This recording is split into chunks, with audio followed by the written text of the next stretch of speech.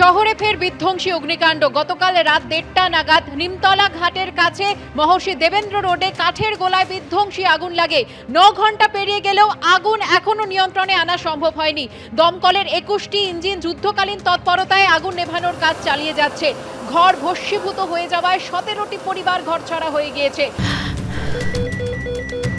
ক্যান্সারে নেই আর ভয়, NCRI হবে এর জয়। আপনাদের ভরসা নেতাজি সুভাষচন্দ্র বোস ক্যান্সার হসপিটাল। যে ছবি আপনারা দেখতে পাচ্ছেন, দমকল আধিকারিকেরা, কর্মীরা তারা চেষ্টা চালিয়ে যাচ্ছেন আগুন নিয়ন্ত্রণে আনার। তবে যেভাবে বিধ্বংসী অগ্নিকাণ্ডের ঘটনা ঘটেছে এবং গঙ্গার যে দমকা হাওয়া, তাতে এই আগুন আরো ভয়ঙ্কর আকার নিচ্ছে। আজ সকালবেলাতেও আশপাশের বিভিন্ন জায়গায় নতুন করে আগুন ছড়িয়ে পড়ে।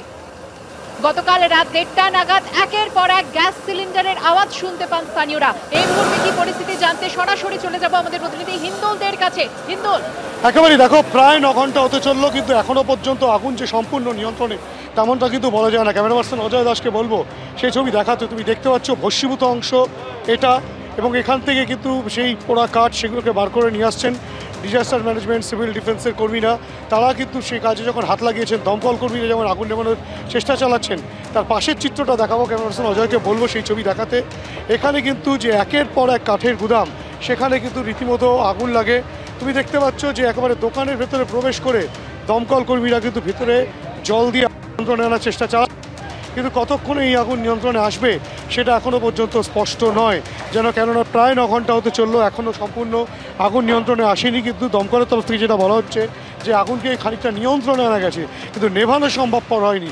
তুমি দেখতে পাচ্ছ যে ভিতরে কিন্তু এখনও পর্যন্ত জল দিয়ে নেভানোর চেষ্টা চালানো হচ্ছে।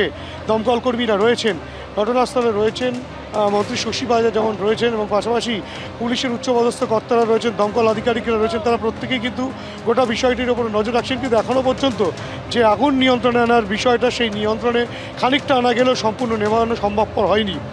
যে চিত্র দেখাবো, যে খানিকটা বেঁচে গিয়েছে যেসব দোকানে কাঠ, সেই সব কাঠ সেখানকার কর্মীরা বার করে নিয়ে আসছেন।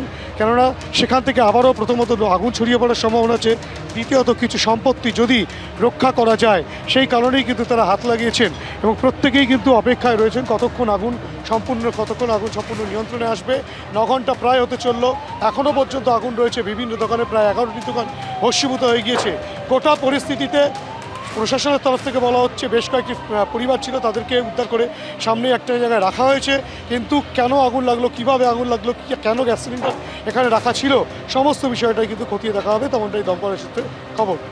ধন্যবাদ হিন্দোল। শহরে ফের ভয়াবহ অগ্নিকাণ্ড।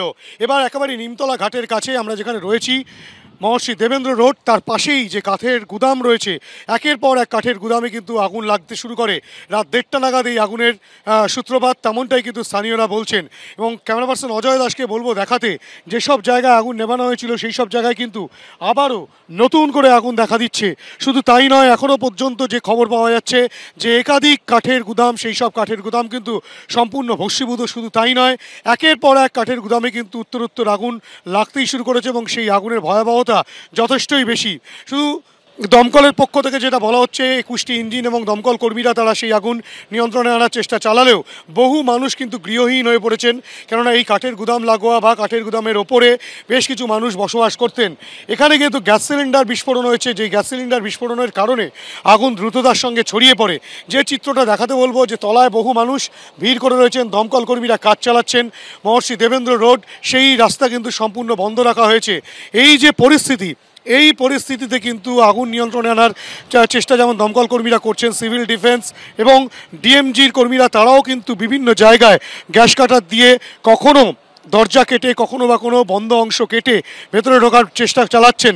দমকল কর্মীরা বিভিন্ন দিক থেকে জল দিয়ে সেই আগুন নিয়ন্ত্রণে আনার চেষ্টা চালালেও দমকা হাওয়া, পাশেই গঙ্গা রয়েছে, সেই গঙ্গার থেকে যে হাওয়া, সেই দমকা হাওয়ায় কিন্তু আগুন উত্তর বৃদ্ধি পাচ্ছে, এবং সেই আগুন কতক্ষণে নিয়ন্ত্রণে আসবে সেটা কিন্তু এখনো পর্যন্ত স্পষ্ট নয়। গোটা পরিস্থিতিতে দমকল কর্মীরা তারা চেষ্টা চালাচ্ছেন ঠিকই আগুন নিয়ন্ত্রণে আনার, কিন্তু কতক্ষণে সেই আগুন নিয়ন্ত্রণে আসবে সেই বিষয়টা স্পষ্ট নয়। দমকলের তরফ থেকে দাবি করা হলেও যে তাড়াতাড়ি আগুন নিয়ন্ত্রণে আসবে, কিন্তু বাস্তবিক চিত্র বলছে যে আগুন কতক্ষণে নিয়ন্ত্রণে আসবে তা কিন্তু স্পষ্ট নয়। স্বাভাবিকভাবেই উত্তরোত্তর আতঙ্ক বৃদ্ধি পাচ্ছে এখানকার ব্যবসায়ীদের এবং স্থানীয় বাসিন্দাদের। ক্যামেরায় অজয় দাসের সঙ্গে হিন্দোল দে, এবিপি আনন্দ। কলকাতা।